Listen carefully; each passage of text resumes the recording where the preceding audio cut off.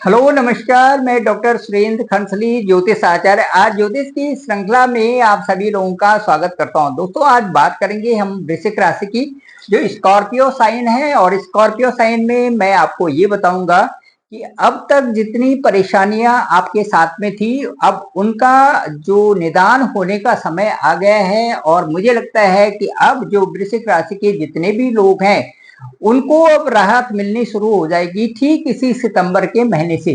तो सितंबर का महीना आपके लिए बड़ा ही खूबसूरत रहेगा और बहुत ही अच्छे परिणाम उसमें आने शुरू हो जाएंगे। जिस तरह से कि अभी तक वृश्चिक राशि में शनि की ढैया थी और शनि की ढैया चौथी ढैया थी वृश्चिक राशि में।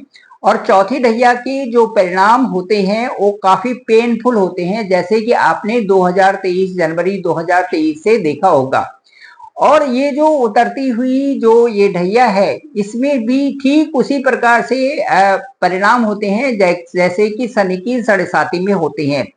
शनि की साढ़े साती का जो एक पीरियड होता है वो 7 साल और उसके बाद 7.5 साल होता है। और ढैया का पीरियड केवल 2.5 साल का होता है। ढैया का मतलब है कि शनि का जो गोचर है वो वृश्चिक राशि से चौथे में और कर्क राशि से 8वें भाव में, इस तरह से दो राशियों की इस समय ढैया चल रही है, कर्क राशि की और वृश्चिक राशि की।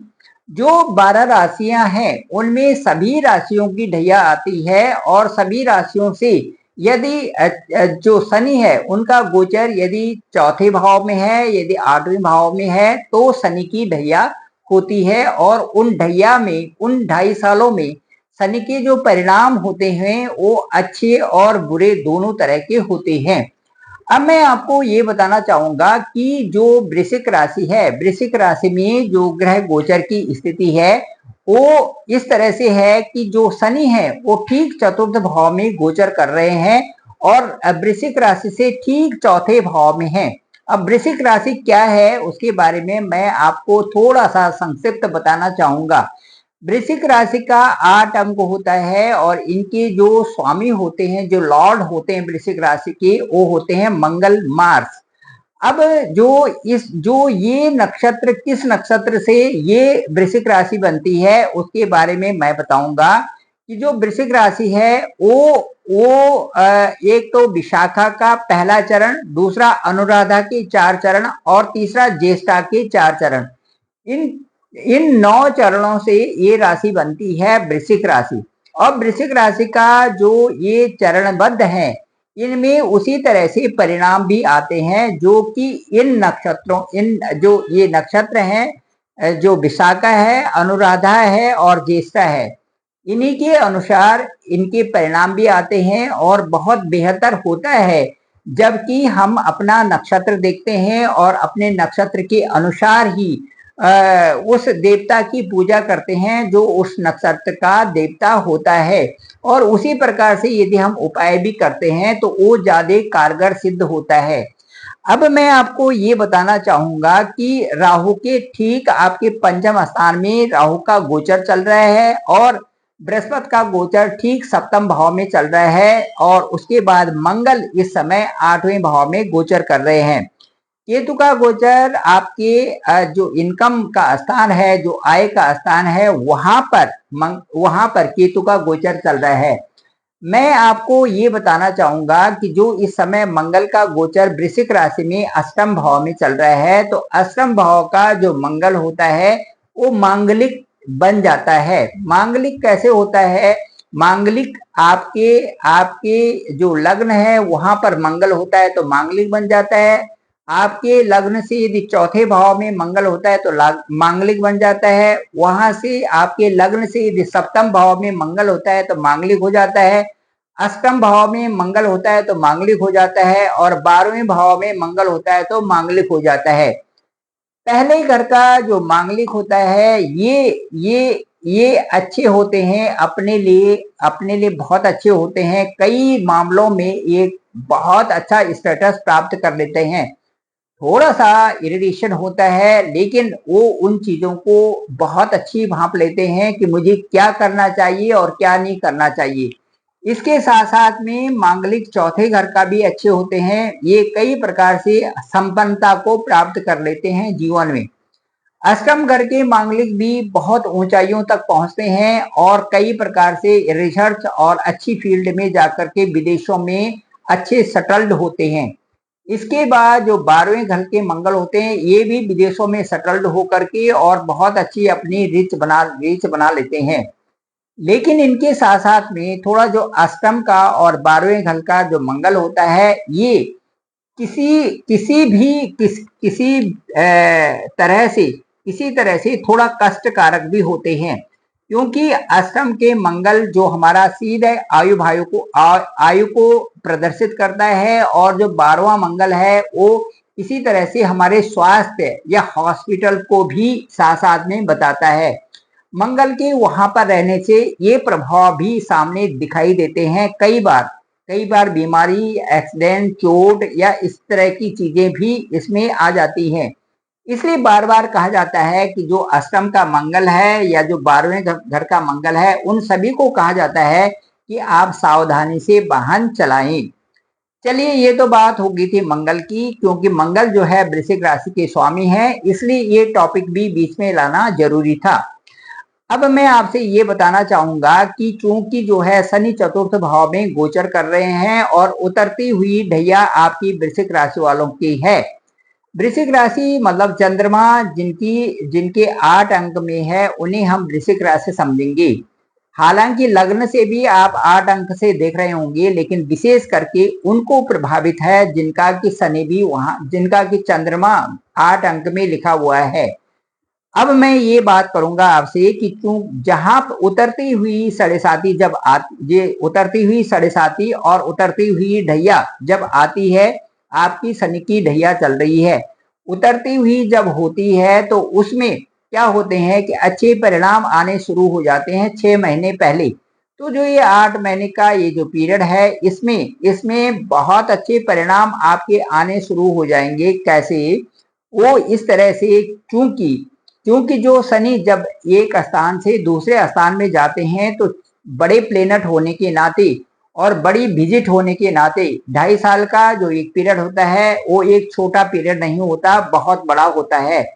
इसलिए जब भी बड़ा प्लेनेट के दूसरे भाव में जाने का समय होता है, तो उस समय वो अपने पॉजिटिव रिजल्ट्स देना शुरू कर देते हैं या अगले भाव के रिजल्ट्स भी उस समय आने शुरू हो जाते हैं। तो मैं ये कहूंगा कि ढैया का जो प्रभाव है वो आपकी राशि में धीरे धीरे करके समाप्त होता जा रहा है, वो बहुत न्यून होता जा रहा है। उसके रिजल्ट जो आपको परेशानी थी, परेशानी के रिजल्ट न्यून होते जा रहे हैं और अब वो रिजल्ट आ रहे हैं जो कि उन परेशानियों से आपको बहुत परेशानियां हो गई थी, अब वो रिजल्ट आएंगे जो कि आपको ऐसा लग रहा था कि अब ये स्थिति कभी आने वाली नहीं है। तो जैसे आपने कोई एग्जाम दिया और उसके बाद एग्जाम दे करके भूल गए, या आपने कोई भी कंपटीशन में बैठे और उसके बाद जो है उसके रिजल्ट को भूल गए, या फिर अपना जो आपके जो अंक प्राप्त हो रखे थे और जो आपने कोई इंटरव्यू दिया और उसका रिजल्ट अभी तक नहीं आया है, अब उन सब के आने का समय हो गया है and all of sudden you will get gain. अब वो सक्सेस आपको बहुत जल्दी मिलेगी और उनमें ऐसा लगेगा कि जैसे कि ये तो अकस्मात ही आ गया। वो चीजें ढैया उतरती हुई के समय में आपको प्रत्यक्ष रूप से दिखाई देंगी। अब मैं ये कहूंगा कि जो चौथे स्थान जो होता है वो सुख भाव का भी होता है, माता के स्थान का भी होता है और हमारे को कई तरह से परिपक्व करता है, जो कि हमारी दिनचर्या में जैसे मकान है, जैसे फ्लैट है, जैसे जायदाद है, जैसे जमीन है, इन सब चीजों के लिए भी चतुर्थ भाव से हम देखते हैं। अब जो चतुर्थ भाव में जहां पर आपकी वृश्चिक राशि वालों के ठीक चतुर्थ भाव में जहां पर शनि है, वो अब आपको पक्के रूप से 100% अब आपकी यदि सेल परचेजिंग अपने मकान की हो रही है तो वो भी कराएंगे। यदि आपका आज तक कोई मकान नहीं बना है तो अब जो समय शुरू हो गया है, इस समय में आप उनकी प्लानिंग करके और उसका को कार्य रूप देंगे। अब वो चीज बनने का समय आ गया है, अब आपके पास मकान जरूर होगा। मकान के साथ साथ में गाड़ी भी होगी, क्योंकि शनि जो है लोहे से संबंधित जो भी मशीनरी है उनको भी साथ में आपको गिफ्ट देंगे। तो आपका मकान भी बनेगा और गाड़ी भी आपकी आएगी। जिन लोगों के मकान भी हैं अतिरिक्त रूप से उनको फ्लैट, जायदाद, जमीन, इन सबका योग इस समय बन रहा है। मैं ये कहूंगा कि क्योंकि चतुर्थ भाव बड़ा परिपक्व है और शनि उसमें अपना अच्छा स्पेस बनाए हुए हैं, तो शनि उन सब चीजों को आपको प्रोवाइड करेंगे जो कि आपसे छीन रखी थी। कई सारी चीजें जैसे एंसेस्ट्रल प्रॉपर्टी है, उसमें कोई भाग है, कोई उसमें आपका डिस्प्यूट चल रहा है, तो वो भी अब सेटल्ड होगा और आपको उसका हिस्सा बड़े आसानी से बिना कोर्ट केस के वो चीजें मिलेंगी। यदि भाइयों के साथ में इस तरह की प्रॉपर्टी में कोई विवाद था तो वो सुलझेगा और आप अब आपको वो प्रॉपर्टी आसानी से प्राप्त होगी। ये समय जो है अब जो है 18 सितंबर के बाद 17 सितंबर के बाद ये आपके लिए बहुत अच्छा समय ये अभी आ रहा है। और मैं आपको ये बताऊंगा कि यदि आपकी शुभ ग्रहों की दृष्टि भी उस समय उन दशा और अंतरदशा में है जो कि आपकी अब चल रही है, तो वो शुभ ग्रह आपको ये सारी चीजें दिलाएंगी। जिन लोगों की शुभ दशा नहीं है और कई प्रकार से वो अभी भी पीड़ित हैं, उनके लिए मैं बताऊंगा कि उनको उनको ओम नमो भगवते वासुदेवाय इसका जाप करना चाहिए, क्योंकि सृष्टि का ये जो मंत्र है ये बड़ा ही प्रभावी है और ये 12 अक्षर का है, ओम नमो भगवते वासुदेवाय। ये इसको 12 राशि वाले कर सकते हैं और बड़ा इफेक्टिव मंत्र है। ये पूरी सृष्टि में गूंजता रहता है, क्योंकि इसको जपने वाले लोग असंख्य हैं। इसलिए इस संकट की घड़ी में जब भी आपके पास संकट ये आ रखा है, उस समय ओम नमो भगवते वासुदेवाय का पाठ करें, तो ये जप करें तो ये मंत्र आपको बहुत तरह से समृद्ध करने में आपकी मदद करेगा। अब मैं ये कहूंगा कि वृश्चिक राशि वालों के लिए जो अगला साल है ये बहुत अच्छा आने वाला है, लेकिन इसमें आपने एक चीज का बहुत ध्यान रखना है, क्योंकि आपका अष्टम मंगल है। आप गुस्सा न करें, आप किसी से तकरार न करें, किसी से लड़ाई झगड़ा न करें, बगैर बात के विवाद न करें, कोर्ट केसेस में जबरदस्ती न पड़े तो ज्यादा अच्छा रहेगा। क्योंकि वृश्चिक राशि में ये देखा गया है, उनका ये नेगेटिव पॉइंट है कि वो कहीं पर भी आकर के उतर जाते हैं और अपनी बातों को बोलने लगते हैं, चाहे वो लॉजिकल हो या ना हो। इससे क्या होता है कि सामने वाले पर उसका प्रभाव पड़ता है और वो जो काम वृश्चिक राशि वालों के लोगों के चल रहे होते हैं उनमें बाधा आ जाती है।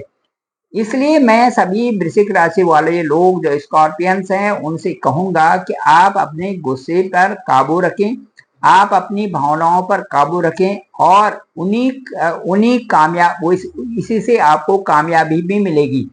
दूसरा, किसी के प्रति अपने मन में ये भाव न रखें कि इसको तो मैंने बदला लेना ही है, क्योंकि वृश्चिक राशि के लोगों में देखा गया है कि बदले की भावना रहती है और समय का इंतजार ये लोग करते रहते हैं।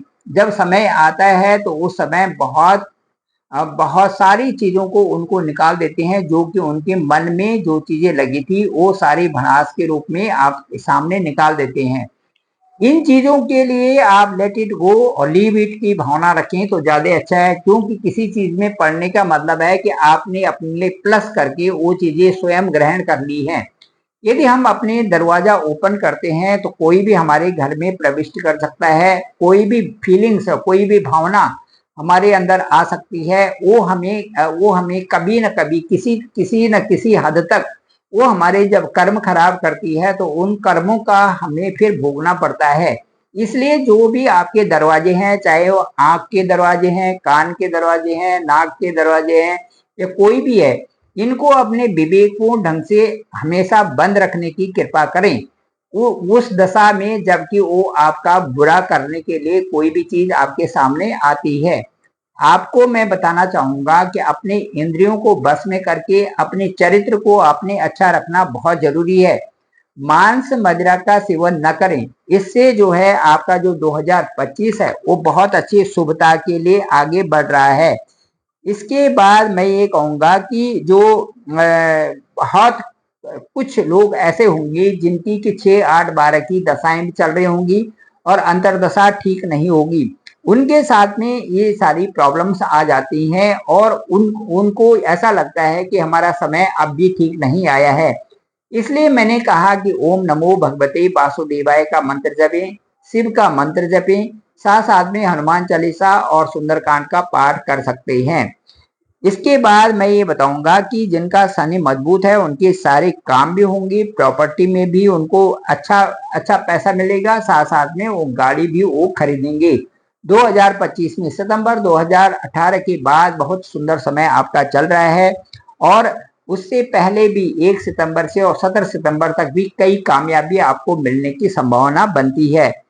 अब जो मैं ये बताऊंगा कि जो जो जो एजुकेशन में जो हैं और कई फील्ड में हैं, चाहे वो इंजीनियर्स में है, आईटी फील्ड में है, मेडिकल फील्ड में है और जो भी हायर एग्जाम दिया है, कंटेंट्स लिखे हुए हैं, पब्लिकेशन है, रिसर्च के फील्ड में है, इनको काफी हद तक इनको सफलता मिलेगी और मुझे लगता है कि ये जो 2025 है ये जरूर कई तरह से आपके लिए शुभ होगा। इसके साथ साथ में आप जब भी अपनी वाणी का प्रयोग करें या किसी से बात करें तो उसमें आप व्यंगात्मक रूप से अपने को प्रदर्शित न करें। यदि व्यंगात्मक ढंग से हम अपने को प्रदर्शित करेंगे तो उसका बुरा प्रभाव पड़ता है सामने वाले पर। इसलिए सोच समझ करके अपनी वाणी का प्रयोग करें और किसी के लिए कोई भी नकारात्मक शब्दों का यूज न करें तो ज्यादा अच्छा रहेगा। Thank you very much. मैं डॉक्टर सुरेंद्र प्रसाद कंसली, ज्योतिष आचार्य, और इस पे डिस्क्रिप्शन पे मेरा नंबर है 9868280191। आप मुझे कॉल भी कर सकते हैं और केवल वही लोग करें कि जो बहुत नीडी हैं, वो कॉल कर सकते हैं। आपकी जन्म कुंडली देखेंगे कि आपकी जन्म कुंडली कैसी है और उसके बाद बताएंगे कि आपकी जन्म के समय में कौन सी दशाएं और अंतर्दशा थी। क्या वो दशा तो नहीं थी जिसने आपको बहुत दुख दिया था और वही अब भी चल रही है, तो उसी तरह से परिणाम आ रहे हैं। तो ये सारी चीजें को कैलकुलेशन करेंगे, साथ साथ में देखेंगे, एक अच्छा एनालिसिस करके आपको भी भेजेंगे कि आप क्या हैं और आपका समय कैसा चल रहा है। ग्रहों की जो दशा है वो आपके लिए अच्छी है, बुरी है, क्या परिणाम दे रहे हैं और आपको क्या उपाय करना चाहिए। Thank you very much. मैं डॉक्टर सुरेंद्र प्रसाद कंसली। मेरे इस चैनल को आप लाइक करें, शेयर करें, सब्सक्राइब करें, लोगों को लिंक जरूर भेजें ताकि सभी लोगों को जानकारी मिल सके और ज्यादा से ज्यादा लोगों को इसके बारे में बताएं। Thank you very much. आप सभी लोगों का धन्यवाद, आप सभी लोगों का आभार।